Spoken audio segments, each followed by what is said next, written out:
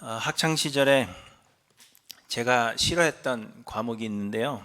제가 싫어했던 과목은 수학, 과학, 국어, 영어, 국사와 세계사, 지리, 기술, 체육, 음악, 미술 등이 있었습니다. 좀 많죠? 예. 그런데 그 중에서 제가 가장 취약했던 과목은 수학과 역사였습니다. 수학은 제가 숫자에 약하고 욕심이 없는 사람이기 때문에 숫자에 약해요. 또 계산하는 머리가 좀 없습니다. 그래서 구구단을 외울 때 아래쪽에서 위로 올라가면 잘해요. 그래서 위에서 아래로 내려오면 거꾸로 해야 됩니다. 39, 27인데 93 하면 몰라요. 그래서 다시 39로 바꿔서 이렇게 계산을 해야 되기 때문에 구구단에 좀 약합니다. 그리고 역사는 제가 암기를 잘 하지 못합니다. 가사를 잘 외우지 못한다는 거죠. 그래서 제가 예전에 찬양 인도할 때에도 사실 저 혼자 인도를 하면서도 막 가사를 틀리고 그랬어요. 근데 제가 인도자니까 성도님들이 제가 틀린지 모르시는데 사실은 제가 막 틀리고 그랬습니다. 그런데 이 역사 과목은 중요한 인물들의 이름을 잘 암기해야 되고, 그리고 중요한 사건이 일어난 그 연도를 잘 암기해야 하는데 제가 도통 암기를 잘 못하는 사람이라 그래서 이 역사 과목에 굉장히 애를 먹은 것입니다. 제가 이 말씀을 오늘 드리는 이유는 오늘 본문의 말씀이 바사와 헬라 제국에 대한 예언의 말씀으로, 오늘 본문에 말씀하시는 이 모든 예언들이 헬라 제국의 역사 안에서 모두 실제적으로 이루어졌기 때문입니다. 이 예언의 말씀들이 실제적으로 모두 잘 구체적으로 이루어졌기 때문에 어떤 사람들은 그래서 이 다니엘서가 다니엘 시대에 기록된 예언의 말씀이 아니라 예수님 오시기 전 마카비 혁명 이후 기록된 역사책일 것이다, 그렇게 주장하기도 합니다. 너무 정확하니까요. 그러나 우리 하나님은 역사의 유일한 주관자이십니다. 다니엘에게 미래에 일어날 일에 대하여 알게 하시기를 원하셨기 때문에 천사를 통해 예언하신 것이 오늘 본문의 말씀입니다. 그래서 오늘은 2절부터 35절까지 기록된 이 예언들을 실제로 역사 속에서 일어난 그 사건들과 연관시켜서 설명을 해야 하는데, 제가 역사에 너무 약하기 때문에 설명을 잘 할 수 있을까 걱정이 된다는 것을 미리 말씀을 드리는 겁니다. 그러나 하나님이 오늘 본문을 통해서 주시는 메시지를 알기 위해서 오늘 예언의 말씀과 또 실제적으로 역사 속에서 일어난 사건에 대한 설명이 필요하기 때문에 제가 최대한으로 잘 설명을 해보려고 하지만, 이 예언의 말씀과 역사적 실제 사건들을 매치시키는 것이 오늘 말씀의 핵심은 아니라 하는 것을 먼저 생각하시기를 바랍니다. 그러므로 설명이 약간 부족해도 여러분 이해해 주시고, 필요하시면 헬라 제국의 역사에 대하여 구글해 보시면 인터넷에 아주 자세하게 나와 있습니다. 그래서 그렇게 보시면 되고, 오늘은 이 역사적 사실보다는 하나님께서 이 예언의 말씀을 다니엘에게 주신 이유가 무엇일까 하는 것을 한번 깊이 생각해 보기를 바랍니다. 먼저 2절에 보시면 바사에서 또 새 왕들이 일어날 것이요 그 후에 넷째는 그들보다 심히 부요할 것이요 그가 그 부요함으로 강하여진 후에는 모든 사람을 충동하여 헬라 왕국을 칠 것이라, 그렇게 말씀하십니다. 바사 안에 4명의 유력한 왕이 있을 것이다, 그렇게 말씀합니다. 바사 곧 페르시아의 왕들은 총 11명이었습니다. 그래서 바사에서 일어날 새 왕들은 구체적으로 어떤 왕들을 의미하는가 정확하지 않습니다. 그러나 넷째로 일어나는 왕은 심히 부요하여 강하여진 뒤에 헬라 왕국을 칠 것이라, 그렇게 말씀하셨습니다. 이는 에스더 왕후 때의 아하수에로 왕, 역사적 이름으로는 크세르크세스라는 왕을 의미하는 것으로 그렇게 보여집니다. 페르시아의 왕 크세르크세스는 그의 아버지 다리우스 1세가 간절히 원했던 그리스 제국의 정복을 성취하기를 원했습니다. 그래서 그가 왕이 된 뒤에 헬라 제국과 전쟁을 펼치지만 그러나 실패하게 됩니다. 그것을 오늘 본문 2절에서 기록하고 있는 것입니다. 그리고 4절은 그 후에 일어난 헬라 제국의 알렉산더 대왕의 이야기입니다. 알렉산더 대왕은 헬라 제국의 왕으로서 아주 빠르게 세계를 정복하였지만 안타깝게도 35세라는 젊은 나이에 병으로 죽었습니다. 알렉산더는 죽기 전에 자신의 이복 형제와 또 자신의 아들에게 나라의 통치권을 넘겨주었습니다. 하지만 이들이 모두 살해를 당했고 또 알렉산더의 동생마저도 살해를 당했습니다. 결국 알렉산더는 세계를 정복하고도 자신이 정복한 그 세계를 누리지 못했으며 그의 자손도 누리지 못했습니다. 그것이 오늘 보면 4절의 말씀입니다. 그가 강성할 때 그의 나라가 갈라져 천하 사방에 나누일 것이나 그의 자손에게로 돌아가지도 아니할 것이요 또 자기가 주장하던 권세대로도 되지 아니하리니 이는 나라가 뽑혀서 그 외에 다른 사람들에게로 돌아갈 것임이라. 이렇게 예언하고 있습니다. 그리고 헬라는 오늘 이 4절의 말씀대로 실제로 나라가 4개의 왕조로 나뉘게 되었습니다. 그런데 4개의 왕조로 나뉘게 된 이 헬라 제국의 그 왕조들 중에서 2개의 왕조는 힘이 약해지거나 아니면 다른 왕조에 흡수가 되었고 단 2개의 왕조가 세력 다툼을 하게 되는데 북쪽의 시리아 지역을 중심으로 한 셀레우코스 왕조와 남쪽의 이집트 지역을 중심으로 한 프톨레마이오스 왕조가 바로 그 2 왕조입니다. 오늘 본문에서 말하는 북방 왕은 셀레우코스 왕조, 시리아를 중심으로 하고 있는 셀레우코스 왕조를 말하는 것이고 남방 왕은 이집트를 중심으로 한 프톨레마이오스 왕조를 의미하고 있는 것입니다. 그런데 5절부터 보시면 처음에는 남방의 왕이 강했고 몇 해 후에 그들이 서로 단합하여 남방 왕의 딸이 북방 왕에게 왕과 혼인하여 화친하게 된다. 그렇게 말씀하십니다. 그러나 공주의 힘이 쇠하고 그 왕은 서지도 못하고 공주와 함께 한 모든 사람들이 버림을 받는다. 이렇게 말씀하십니다. 이것은 남방의 프톨레마이오스 1세와 북방의 셀레우코스 1세는 사실 서로 협력 관계에 있었습니다. 그러나 그 중간에 놓여 있는 이 예루살렘의 통치권을 놓고 균열이 일어나게 되는데 초기에는 남방의 왕의 세력이 더 강했습니다. 그래서 후에 남방의 프톨레마이오스 2세가 자신의 딸을 북방의 안티오쿠스 2세와 혼인을 시키는데 사실은 그렇게 혼인하여서 그 둘 사이에서 태어난 왕자가 훗날에 북방의 셀레우코스 왕조의 왕이 된다라는 조건이 붙어 있었습니다. 그러니까 화친이 아니라 사실은 화친의 모습이지만 남방의 공주가 가서 북방의 왕과 결혼하고 아이가 태어나면 그 아이가 북방을 다스리게 되는 것입니다. 그러니까 하나가 되는 것과 마찬가지죠. 북방의 안티오쿠스 2세에게는 굴욕적인 일이었습니다. 그런데 이 안티오쿠스 2세 북방의 왕에게는 사실 아내가 있었습니다. 그래서 남방의 공주와 혼인하기 위해서 자신의 아내와는 이혼을 해야 했던 것입니다.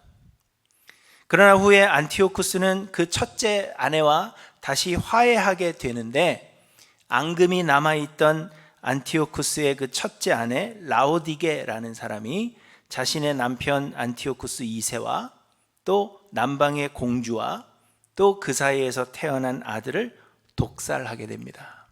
그리고는 자신의 아들 셀레우코스 2세를 왕으로 세우게 됩니다. 그러니 어떠하겠어요? 남방의 왕은 남방 공주 이 베레니케의 남매였던 남방의 프톨레마이오스 3세가 왕이었는데 자기 누이의 복수를 위해서 다시 전쟁을 일으키게 됩니다. 그리고 거기에서 남방의 왕이 큰 승리를 거두어서 노략물을 많이 가지고 이집트로 돌아가게 됩니다. 이것이 7절부터 9절까지의 말씀입니다. 그 공주의 본 족속에게서 난 자 중에 한 사람이 왕위를 이어받아 권세를 받아 북방왕의 군대를 치고 은과 금의 아름다운 그릇들을 다 노략하여 애굽으로 가져간다 하는 내용입니다. 그리고 10절부터의 말씀은 북방의 왕이 군대를 모아서 이제 남방의 왕과 싸우고, 또 남방의 왕이 또 크게 노하해서 북방의 왕과 싸우고, 이렇게 두 왕조 사이에 전쟁이 계속된다 하는 내용입니다. 이는 북방 셀레우코스 왕조의 안티오쿠스 3세와 남방 프톨레마이오스 왕조의 프톨레마이오스 4세의 이야기입니다. 이 둘은 서로 물리고 무는 싸움을 계속하는데 북방이 이기기도 하고 남방이 이기기를 계속하는 것입니다. 그런데 이들의 세력 다툼 가운데는 예루살렘이 있었습니다.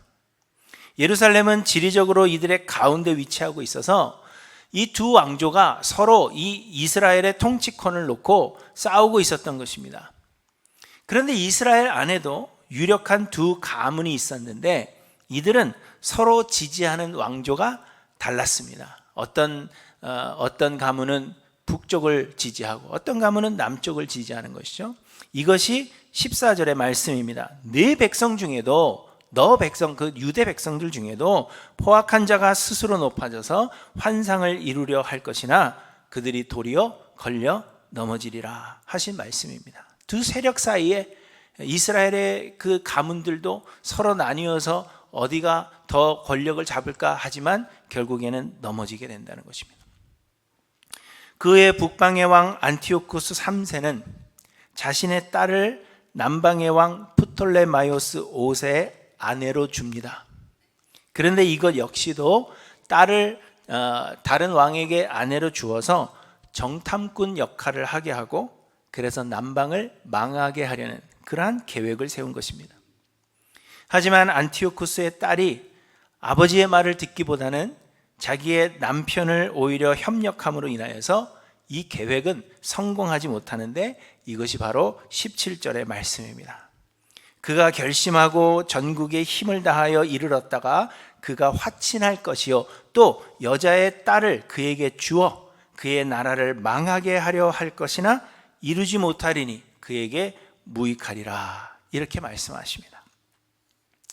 그래서 이 북방의 왕 안티오쿠스 3세는 이제 남방과 싸우고 하다 보니까 잘 안 되잖아요. 그래서 이제 다른 곳으로 눈을 돌리게 됩니다. 남쪽이 아니라 소아시아 지역들과 그리스 지역을, 더 넓은 다른 지역을 점령하기 시작합니다. 그런데 이를 막아선 것이 바로 로마입니다. 여기에서 로마가 갑자기 이제 툭 튀어나오게 되는 것이죠. 북방의 세력이 너무 확장되어져 가는 것을 지켜보던 로마의 장군 스키피오라는 사람이 안티오쿠스 3세의 군대를 물리치고는 안티오쿠스 3세의 아들이었던 안티오쿠스 4세를 로마의 인질로 잡아가게 됩니다. 그리고 북방에는 그의 형, 잡혀간 안티오쿠스 4세의 형인 셀레우코스 4세가 왕이 됩니다. 이것이 오늘 본문의 17절과 18절의 예언의 말씀입니다. 그리고 본문 20절부터는 이제 유대인들을 핍박했던 악명 높은 북방의 왕 안티오쿠스 4세에 대한 예언이 시작이 됩니다. 제가 이전에도 이 안티오쿠스 4세에 대해서는 많이 언급을 했습니다. 본문 20절은 안티오쿠스 4세의 형 셀레우코스 4세의 이야기입니다. 안티오쿠스 4세는 로마로 잡혀갔고 그의 형 셀레우코스 4세가 북방의 왕이 되었는데, 안티오쿠스 4세는 로마의 인질로 15년을 살게 됩니다. 로마에서 15년 동안 인질로 살게 되는데, 북방의 왕이 된 그의 형 셀레우코스 4세가 갑자기 어떤 일인지는 모르지만 자신의 아들을 대신 인질로 주고는 안티오쿠스 4세를 시리아로 돌아오게 합니다. 그런데 돌아오는 중에 셀레우코스 4세는 신하들에 의해서 살해를 당하게 됩니다. 그래서 다시 시리아로 돌아온 이 안티오쿠스 4세는 여러 가지 과정을 거쳐서, 원래 그 조카가 왕이 되고 이런 과정이 있는데 5년이 지난 뒤에 이 안티오쿠스 4세가 드디어 북방의 시리아의 왕이 되는 것입니다. 그리고 그 이후로 그는 신으로 불릴 만큼 그 세력을 키워 나갑니다. 그때 당시 이스라엘은 이 안티오쿠스 4세의 세력 아래에 있었는데, 이스라엘의 유력 가문 중에 하나였던 오니아스라는 가문이 이 안티오쿠스에게 뇌물을 주고는 대제사장 자리를 차지하게 됩니다. 당시 이스라엘은 왕이 없었기 때문에 제사장 가문이 그 유다를 다스리고 있었는데, 그래서 뇌물을 주고 이제 그 대제사장의 자리를 차지하게 되는 거죠. 그런데 그 뒤에 안티오쿠스 4세에게 더 순종적이었고 더 많은 뇌물을 바친 야손이라는 사람이 있었는데, 그래서 안티오쿠스는 오니아스 가문을 폐위시키고 야손에게 다시 이 대제사장의 자리를 주게 됩니다. 이것이 본문의 22절과 23절의 예언입니다. 또 한편 남방에서는 프톨레마이오스 5세가 살해를 당하게 되고 그의 아들 프톨레마이오스 6세가 왕이 됩니다. 그리고 프톨레마이오스 6세가 왕이 된 이후에 다시 북방을 상대로 전쟁을 벌이게 되는데, 그때 안티오쿠스 4세가 큰 승리를 거두게 되고 프톨레마이오스 6세는 북방의 인질로 잡혀오게 됩니다. 그리고 남방에서는 프톨레마이오스 6세의 동생인 프톨레마이오스 7세가 대신하여서 왕이 되는데, 그가 왕이 된 이후에 나라가 오히려 안정을 되찾아가게 됩니다. 이에 북방의 인질로 잡혀 있으면서 남방의 나라가 안정을 되찾아가는 것을 본 프톨레마이오스 6세는 시기심이 생기게 되었고, 그래서 그는 안티오쿠스 4세와 협정을 맺게 되는데, 그를 이집트로 다시 돌려보내서 그가 왕이 되는데 도움을 준다면 그는 평생 시리아를 섬기겠다 하는 약속을 하게 됩니다. 그래서 이 두 왕, 안티오쿠스 4세와 프톨레마이오스 6세가 남방과 전쟁을 치르게 되고, 결국 남방은 프톨레마이오스 6세와 7세의 나라로 분열이 되게 됩니다. 그런데 남방에 두 왕의 누이가 있었는데, 그 누이가 이 둘 사이를 중재함으로 인하여서 이 둘이 화해를 하게 되고 다시 나라는 하나가 되었습니다. 피는 물보다 진하다 하는 것을 보여주는 것이죠. 그래서 안티오쿠스 4세를 배반하게 됩니다. 이것이 본문 27절과 28절의 예언입니다. 같이 서로를 속이기 위해서 밥을 먹고 이런 얘기가 나오죠. 그러니까 안티오쿠스 4세는 어떠했겠어요? 배신을 당했으니까 다시 화가 났겠죠. 그래서 분노한 안티오쿠스 4세는 다시 남방을 침략하게 되는데, 남방이 북방의 군대를 막다가 잘 안 되니까 이집트는 많은 선물을 준비하여서 로마에게 도움을 요청하게 됩니다. 그래서 로마는 포필리우스 라이나스라는 사람을 북방 안티오쿠스에게 사신으로 보내서 북방 군대의 퇴각을 사실상 명령하게 됩니다. 안티오쿠스 4세는 15년 동안 로마의 인질로 잡혀 있었죠. 그래서 로마의 강한 힘을 알았습니다. 그래서 나에게는 이 로마를 대항할 힘이 없다 하는 것을 깨달았기 때문에 사실상 이 명령을 받고는 그의 군대를 물리게 되고 퇴각하면서 시리아로 돌아가게 되는데, 시리아로 돌아간 안티오쿠스 4세는 그 화풀이를 이제 유대인들에게 하게 되는 것입니다.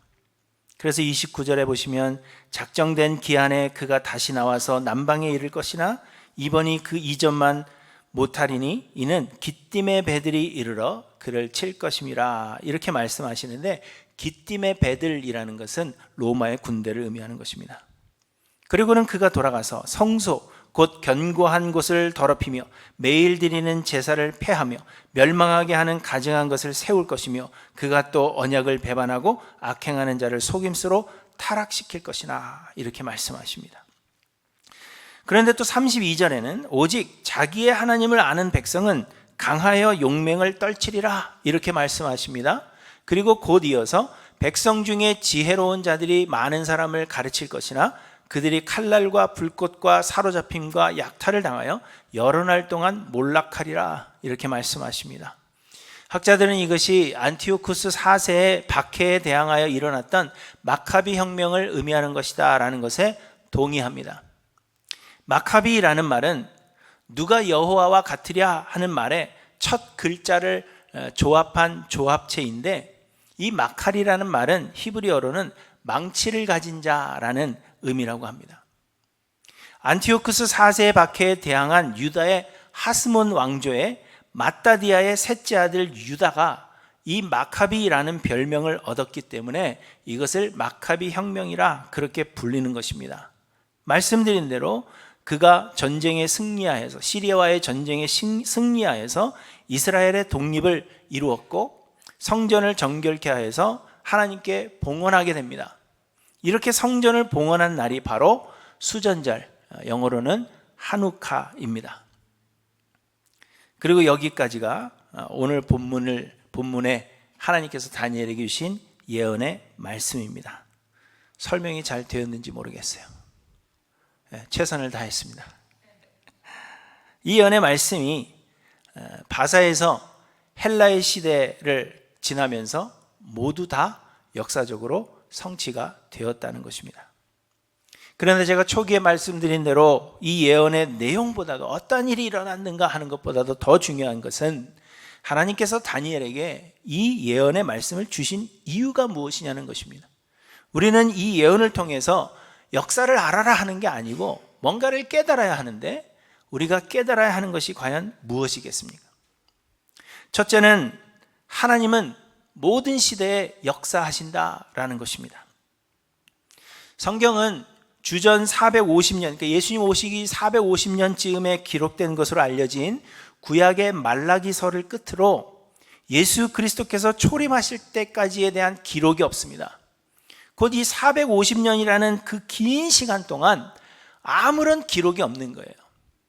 그래서 사람들은 하나님은 그 기간 동안에 역사하지 않으셨는가 그렇게 생각한다는 것입니다. 하나님이 유다를 잊으셨는가, 혹은 하나님이 유다를 버리셨는가, 그 450년 기간 동안 왜 하나님은 아무런 말씀도 하지 않으셨는가 그렇게 생각한다는 것입니다. 하지만 여러분, 하나님께서 다니엘에게 주신 오늘 본문의 이 예언의 말씀이 바로 하나님께서 침묵하신 것 같은 이 기간에 일어날 일들을 다니엘에게 모두 설명하셨다는 것입니다. 곧 하나님은 사람들에게 나타내 보이지 아니하셨거나 혹은 말씀하시지 않으셨지만 그럼에도 불구하고 하나님은 여전히 역사하고 계셨다라는 것을 오늘 예언을 통해서 우리에게 보여주시는 것입니다. 지난주에도 말씀드린 대로 세상의 모든 역사는 보이지 않는 영적 세계에서의 영적 전쟁의 결과라고 말씀드렸습니다. 오늘 보면 5절에도 남방의 왕은 강할 것이나 그 군주들 중 하나는 그보다 강하여 권세를 떨치리니 이렇게 말씀하시는데, 군주라고 번역된 단어는 세상 왕이 아니라 누구라 그랬어요? 지난주에 영의 세력들의 리더, 곧 천사장을 의미하는 것이다 그렇게 말씀드렸죠. 곧 남방 왕들과 북방 왕들의 그 싸움은 실제적으로는 영적 세계에서 영의 세력들의 싸움이었고 우리 눈에 보이지는 않았어도 하나님은 여전히 역사하고 계셨다는 것을 우리에게 말씀하고 있는 것입니다. 여러분, 마찬가지로 하나님은 지금도 역사하고 계십니다. 하나님은 영원하신 분이십니다. 이 말은 하나님은 언제나 존재하셨으며 또한 그 존재에 있어서 끝이 없으시다는 것입니다. 하나님은 계속 존재하십니다. 그래서 우리의 눈에 보이지 않아도 하나님은 역사하고 계시며, 하나님이 우리의 기도에 응답하지 않으시는 것 같고 하나님이 오래 침묵하시는 것 같은 때에도 하나님은 여전히 역사하고 계신다는 것입니다. 사랑하는 성도 여러분, 이 사실을 기억하시기 바랍니다. 우리의 삶에는 긴 터널을 지나는 것 같은 그러한 시간들이 반드시 있습니다. 경제적인 문제, 건강의 문제, 신분의 문제, 자녀들의 문제, 직장에서의 문제, 인간관계에서의 문제 등등 정말 풀리지 않는 그러한 문제들을 우리가 직면하게 됩니다. 하나님께 기도하고 또 기도하며 눈물로 수많은 밤을 지새워도 하나님은 아무런 응답도 아무런 변화도 주지 않으시는 것 같은 때가 너무나도 많습니다. 그럴 때면 마치 캄캄한 동굴 속에 들어가 있는 것 같고 끝이 없는 어두운 터널을 지나가는 것 같은 그러한 느낌이 듭니다. 저에게도 그런 시간들이 있었고 또 그런 시간 가운데 있습니다. 여러분들도 아마 그런 시간들이 있었을 것이고, 그리고 지금 그러한 시간을 지내고 계시는 분이 우리 가운데 있을 수 있습니다. 그러나 여러분 기억하십시오. 그럼에도 우리 하나님은 지금도 역사하고 계신다는 사실을 오늘 이 예언의 말씀을 통해 우리에게 보여주고 계시는 것입니다. 그러므로 사랑하는 성도 여러분, 두려워하지 마시고 인내하심으로 기도하기를 그치지 마시고 그리스도 안에 거하시기를 바랍니다. 바울 사도는 이렇게 말씀하셨습니다. 우리가 환난 중에도 즐거워하나니 이는 환난은 인내를, 인내는 연단을, 연단은 소망을 이루는 줄 알미로라. 여러분, 인내는 끝내 우리의 소망을 이룬다라는 이 사실을 여러분 잊지 않고 기억하시기 바랍니다. 하나님은 지금도 역사하고 계십니다. 둘째로는 하나님이 세상 모든 역사를 주관하신다는 사실을 우리에게 말씀하십니다. 어떤 사람들은 오늘 본문의 예언의 말씀들이 실제 역사 속에서 너무나도 정확하게 이루어졌기 때문에 이 말씀이 예언일 수가 없다, 다니엘 시대에 쓰여졌을 리가 없다 생각합니다. 그래서 말씀드린 대로 아마도 이것은 마카비 혁명에서 성공한 이후에 이스라엘 백성들을 격려하기 위해서 쓰여졌을 것이다, 그렇게 주장하기도 합니다. 그러나 여러분, 이는 세상의 모든 역사를 하나님께서 주관하고 계시며 모든 것이 하나님의 완벽하신 계획하심 가운데 있다는 것을 우리에게 보여주시는 것입니다. 다니엘서가 바사 왕국의 초기에, 페르시아 왕국의 초기에 쓰여졌다고 본다면 오늘 본문의 예언은 200년이 지난 뒤에나 이루어질 일을 기록하고 있는 것입니다. 그런데 하나님은 그 200년 뒤에나 일어날 일을 너무도 구체적이고 정확하게 예언하심을 통하여서 하나님이 모든 역사의 주관자이시며 또한 하나님이 모든 역사의 저자이심을 우리에게 보여주고 계시는 것입니다. 여러분, 저는 오늘 본문의 말씀을 묵상하면서 느낀 것이 있었는데요, 그것은 이 북방의 왕들이나 남방의 왕들이나 그리고 그 가운데 끼어 있던 예루살렘의 유력한 자들이나 세상에서의 세력을 잡기 위해 얼마나 노력했는가 하는 것입니다. 그들은 수없이 전쟁을 치렀고 수없는 계략을 짰으며 때로는 화친하기도 하고 때로는 배신하기도 하고 속이기도 하고 사람을 죽이기도 했습니다. 그러나 결론적으로는 모든 것이 하나님의 계획하심 가운데 있었으며 하나님의 뜻하신 대로 이루어졌다는 것을 우리에게 말씀하고 있는 것입니다. 마찬가지로 여전히 세상의 모든 역사의 저자는 하나님이시며 모든 것이 하나님의 계획하심 가운데 있는 것입니다. 사람들은 우리의 지혜와 의지와 노력과 수고로 세상의 역사를 우리가 만들어가는 것이다 생각하지만 전혀 그렇지 않다는 것입니다. 세상의 모든 역사는 하나님께서 계획하시고 하나님께서 그리신 대로 하나님께서 이루어 가시는 것입니다. 지난주 한국의 대선이 끝났죠. 이재명 씨가 대통령이 되었습니다. 어떤 사람은 이를 무척이나 기뻐하며 이제 대한민국이 새로워질 것이다 기대합니다. 또 어떤 사람은 이제 큰일이 났다, 나라는 공산화가 된다, 이민을 가야겠다 말하기도 합니다. 어떤 사람은 국민의 승리라고 말하고 어떤 사람은 국민들이 무지했다라고 말합니다. 그러나 여러분, 이재명 씨가 대통령 된 것은 그가 정치를 잘했거나 혹은 국민들이 그를 뽑아주었기 때문이 아닙니다. 이 일을 계획하시고 이루신 분은 하나님이십니다. 하나님의 뜻이 무엇인지 우리는 알 수 없습니다. 그 구체적인 계획이 무엇인지 알 수 없지만 분명 하나님께는 뜻하신 바가 있으셔서 하나님이 이루신 것입니다. 그러므로 여러분, 승리했다고 기뻐서 기대할 것도 아니고 반대로 패배했다고 낙심하고 걱정할 일도 전혀 아니라는 것입니다. 세상은 우리의 생각이나 기대나 혹은 우리의 노력대로 흘러가는 것이 아니라 오직 하나님의 뜻만이 서게 된다는 것입니다. 그리고 여러분, 우리의 개인의 삶도 마찬가지입니다. 우리의 삶도 우리의 계획과 노력과 수고의 열매가 아니라 하나님의 뜻이 이루어지는 것입니다. 그러므로 여러분, 여러분의 삶을 자랑하지도 마시고 혹 걱정하거나 슬퍼하지도 마시기 바랍니다. 하나님의 뜻이 이루어가는 과정 가운데 있다는 것을 기억하시고 하나님은 반드시 선을 이루실 것이라 하는 사실을 믿음으로 믿음 가운데 굳건히 서시는 저와 여러분들 되시기를 간절히 소망합니다. 그리고 셋째로 세상의 역사는 하나님께서 우리를 연단시키시는 과정이라는 사실을 오늘 예언의 말씀을 통해 우리에게 보여주시는 것입니다. 여러분, 이 세상은 우리의 영원한 집이 아닙니다. 여러 번 말씀드린 대로 이 세상은 끝이 있고 결국은 사라지게 될 것입니다. 그리고 하나님의 은혜를 입은 자들은 하늘나라로 옮겨지게 될 것이지만, 그러나 아직 우리는 하늘나라에 합당한 자들이 아닙니다. 우리는 예수 그리스도의 은혜로 의롭다고 인정을 받았지만, 그러나 아직 온전히 의로워진 것이 아니기 때문입니다. 그래서 하나님은 우리를 하나님 나라에 합당한 사람으로 연단시켜 가시는 것입니다. 우리를 만들어 가신다는 것입니다. 세상의 모든 역사를 통하여 하나님은 우리가 세상의 모든 미련을 버리기를 원하시고, 그래서 하늘나라를 꿈꾸기를 원하시고, 하늘나라 가기 위해 거룩한 자로 변화되어 가기를 하나님은 원하시는 것입니다. 하나님은 예루살렘으로의 귀환으로 인해서 이제 이스라엘의 독립이 될 것이다 꿈꾸고 있는 다니엘을 비롯한 유다 백성들에게 이스라엘이 회복되는 것이 하나님의 뜻이 아니라는 사실을 알리시기 위하여 오늘의 예언의 말씀을 주고 계시는 것입니다.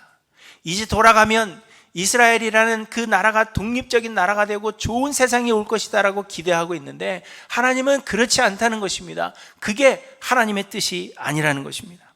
하나님은 이 모든 과정을 통하여 그래서 세상의 미련을 버리기를 원하고 계시는 것입니다. 안티오쿠스 4세에 의해서 유대인들이 핍박을 받을 때 하나님은 유다 하스몬 왕조의 마카비 혁명을 통해서 이스라엘의 독립을 이루게 하셨습니다.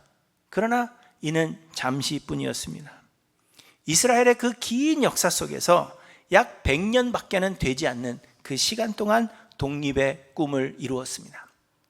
그런데 여러분, 만약 유대인들이 꿈꾸던 그 이스라엘의 독립이 하나님의 뜻이었다면 모든 성경은 오늘 본문을 끝으로 끝이 나야 되는 것입니다. 왜요? 그 나라를 이루었기 때문입니다. 그러나 그 이후로 로마의 시대를 거치게 하시고 믿는 자들로 핍박을 당하게 하시고 예수 그리스도께서 오셔야 했던 것은 마카비 혁명을 통하여 잠시 하나님이 숨통을 트이게 하셨을 뿐, 그것이 하나님의 궁극적인 목표는 아니었다는 것을 우리에게 보여주고 있는 것입니다. 그렇다면 하나님의 뜻은 무엇입니까? 말씀드린 대로 우리 믿는 자들을 하나님 나라에 합당한 사람들로 만들기 위하여 우리를 연단시켜 가시는 것, 그것이 하나님의 뜻이라는 것입니다. 그러므로 여러분, 좋은 세상 기대를 걸지 마시고 하늘나라에 합당한 그리스도의 거룩함을 닮아가는 것을 여러분의 삶의 목표로 삼으시기를 간절히 소망합니다. 세상의 역사는 돌고 도는 것입니다.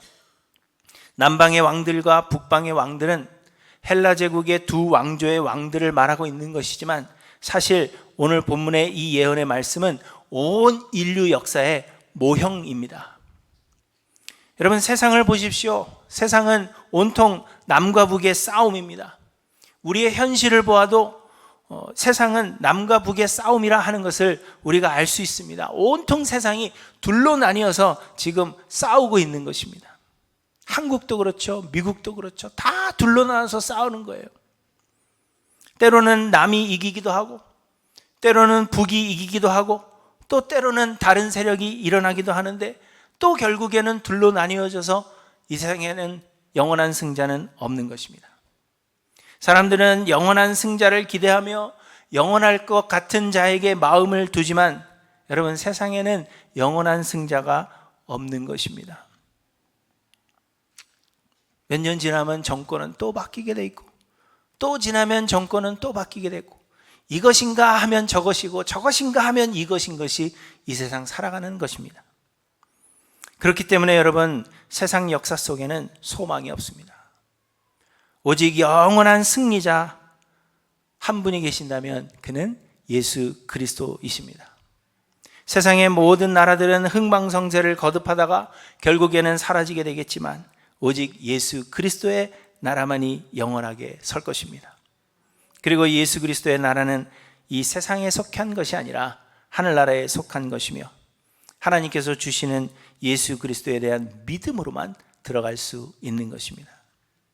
그러므로 사랑하는 성도 여러분, 이 세상이 아닌 하늘에 소망을 두시고 예수 그리스도의 믿음 안에 거하시기를 간절히 소망합니다.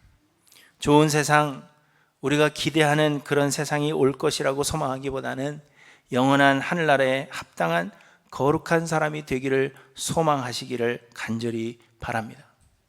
세상의 모든 역사를 통하여 하나님은 우리로 하여금 세상의 미련을 버리도록 연단하고 계신다 하는 사실을 여러분 기억하셔서 그리스도의 거룩함을 담는 연단의 기회로 삼으시기를 간절히 소망합니다. 세상에서 평안하기를 소망하지 마시고 인내함으로 연단을 받아서 하늘나라의 소망을 이루시는 우리 할렐루야 교회 모든 성도님들 되시기를 주님의 이름으로 간절히 축원합니다.